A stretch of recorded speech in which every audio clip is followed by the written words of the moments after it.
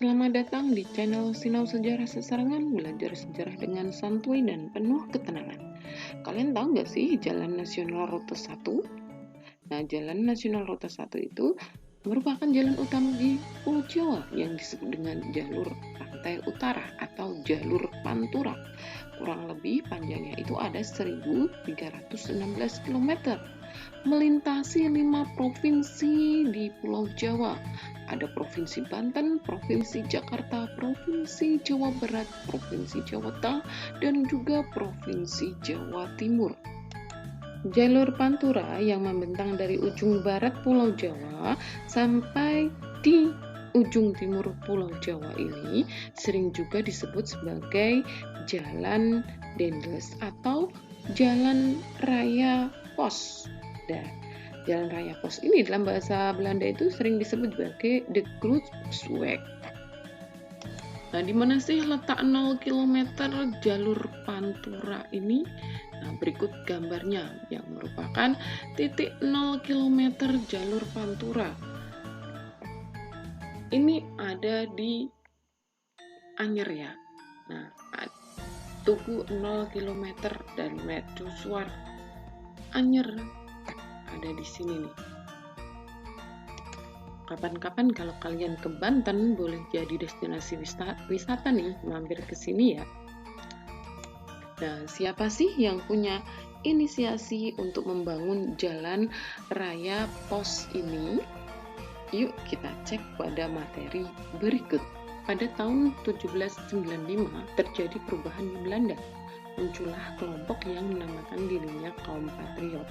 Nah, kaum patriot ini terpengaruh oleh semboyan revolusi Prancis, yakni liberté atau kemerdekaan, égalité atau persamaan, dan fraternité atau persaudaraan. Berdasarkan ide dan paham yang digelontorkan dalam revolusi Prancis itu, kaum patriot menginginkan sebuah negara kesatuan. Nah, bertepatan pada saat itu juga Prancis menyerbu Belanda. Kemudian Raja Willem V melarikan diri ke Inggris. Nah, sedangkan antara Inggris dan Prancis ini terjadi peperangan, sehingga terjadi persaingan antara Inggris dan juga Prancis di Eropa dan juga di wilayah-wilayah jajahannya. Ketika Belanda kalah oleh Prancis, maka Belanda diduduki oleh Prancis atau Belanda itu menjadi bagian dari negara Perancis. Nah, sejak saat itulah Belanda yang berbentuk kerajaan berubah menjadi Republik Batav. Napoleon Bonaparte sebagai pemimpin dari Perancis kemudian mengangkat saudara lelakinya Louis Napoleon untuk memimpin Republik Batav ini ya. Kemudian Louis Napoleon mengangkat Herman Willem Daendels. Herman Willem Daendels, seorang mantan advokat, patriot, jenderal, dan juga pengagum Napoleon Bonaparte sebagai gubernur jenderal di Hindia Belanda. Dengan demikian, dalam kurun waktu 1806 sampai 1811, Nusantara merupakan wilayah jajahan Perancis. Raja Willem V yang melarikan diri ke Inggris kemudian mengeluarkan perintah atau menulis surat yang terkenal dengan surat-surat Ke. Nah, isi dari surat-surat Ke ini adalah agar para penguasa di negeri jajahan Belanda itu menyerahkan wilayahnya kepada Inggris, bukan kepada Perancis. Nah, surat-surat inilah yang dijadikan dasar oleh pihak Inggris untuk bertindak cepat mengambil alih beberapa wilayah di Hindia Belanda seperti di Padang, kemudian Ambon, dan juga Banda. Mereka juga melakukan blokade terhadap Batavia. Herman Willem Daendels merupakan satu tokoh muda revolusioner dari kaum patriot. Daendels dijadikan gubernur jenderal di Nusantara tahun 1808 sampai 1811 itu. Tujuannya adalah agar dia mempertahankan Pulau Jawa supaya tidak jatuh ke tangan Inggris dan juga memperbaiki keadaan Nusantara atau tanah jajahan Belanda ini dari berbagai aspek, terutama penyelewengan kekuasaan dan juga korupsi. Pasca runtuhnya VOC itu kan keadaan Nusantara itu kocar-kacir ya. Dendles yang berpandangan liberal dan anti-feodalistik ini kemudian menyadari bahwa kekuatan pasukannya di Nusantara itu tidak akan mampu menghadapi kekuatan pasukan Inggris kalau sewaktu-waktu Inggris menyerang Nusantara. Nah, oleh sebab itu Dendles menerapkan beberapa kebijakan di tanah koloni ini. Di antaranya adalah sebagai berikut. Yang pertama, Dendles membangun jalan raya pos dari Anyer sampai Panarukan yang tadi di awal kita sebutkan sebagai jalur Pantura ya. Mungkin kalau sekarang jalur Pantura itu sudah cor-coran beton, tapi pada zaman dahulu kala jalur Pantura seperti ini masih berbentuk tanah. Jalan ini dibangun agar tentara Dendles itu dapat bergerak dengan cepat. Selain itu, jalan raya ini digunakan untuk mengangkut kopi dari pedalaman Priangan ke Batavia melalui pelabuhan Cirebon dan Indramayu. Karena sebelumnya itu kan banyak kopi Priangan yang membusuk di gudang-gudang kopi di Sumedang ya, Cisarua dan juga Sukabumi. Akibat apa? Akibat adanya kendala-kendala di masalah transportasi. Dalam rangka menyukseskan pembangunan jalan ini, Dendles memberlakukan kerja wajib atau vertical distance. Kemudian juga melanjutkan kebijakan penyerahan hasil bumi wajib atau vertical leveranti. Nah, kewajiban penyerahan wajib ini berupa sumbangan dari hasil pertanian beras yang harus diberikan kepada pemerintah kolonial. Pembangunan jalan raya pos Anyer Panarukan ini boleh dibilang memakan banyak sekali korban dari pihak Nusantara. Oleh karena itu, di beberapa wilayah, para pemimpin kerajaan atau pemimpin daerah itu melakukan perlawanan atau pemberontakan. Salah satunya itu adalah Pangeran Kornel. Akibat melihat banyak sekali rakyatnya yang menderita, kelaparan, bahkan mati, maka ia kemudian berinisiatif untuk melakukan perlawanan protes kepada Dendles.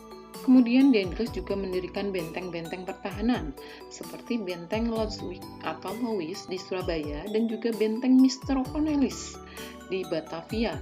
Nah, ini sekarang disebut sebagai Jatinegara. Selain itu, dia juga membangun pangkatan angkatan laut di Anyer dan Ujung Kulon, namun bisa dikatakan tidak sukses, dan juga menambah pasukan dengan merekrut orang-orang dari Nusantara untuk menjadi pasukannya. Akibat dari program-program yang dijalankan oleh Dendles ini, akhirnya citra Dendles itu berubah. Yang awalnya disebut sebagai tokoh muda yang demokratis dan dijiwai panji-panji revolusi Prancis dengan semboyannya itu liberté, égalité, dan fraternité. Kemudian setelah memegang tampuk pemerintahan, ia berubah menjadi diktator, mengerahkan rakyat untuk kerja rodi sehingga menyebabkan penderitaan. Kebijakan selanjutnya yang diterapkan oleh Dendles itu adalah memerintah secara sentralistik, dengan membagi Pulau Jawa menjadi 23 wilayah besar atau Hoofdafdeling yang kemudian dikenal dengan karesidenan atau residenti. Nah, tiap karesidenan ini dapat dibagi menjadi beberapa kabupaten atau regenskap. Kemudian kedudukan bupati sebagai penguasa tradisional juga diubah menjadi pegawai pemerintah atau pegawai pemerintah kolonial yang digaji. Sekalipun demikian, para bupati ini masih memiliki hak-hak feodal tertentu sih. Dendles menaikkan gaji para pegawai agar mereka tetap loyal kepada pemerintah kolonial. Dia juga menindak pegawai yang korup dengan hukuman yang seberat-beratnya. Berbicara tentang hukuman, Dendles juga mendirikan badan pengadilan yang disesuaikan dengan adat istiadat yang berlaku. Di antaranya, ia mendirikan atau membentuk 3 jenis peradilan. Ada peradilan untuk orang Eropa, peradilan untuk orang Timur Asing, dan untuk orang-orang pribumi. Peradilan untuk orang-orang pribumi dibentuk di setiap prefektur, misalnya di Batavia, Surabaya, dan juga Semarang.